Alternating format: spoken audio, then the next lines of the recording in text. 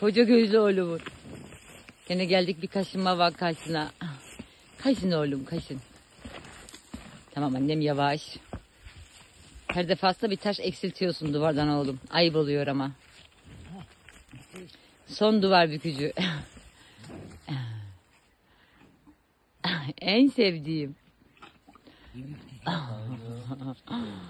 Ne güzel yedin oğlum. Tamam bende yok. Hadi gel.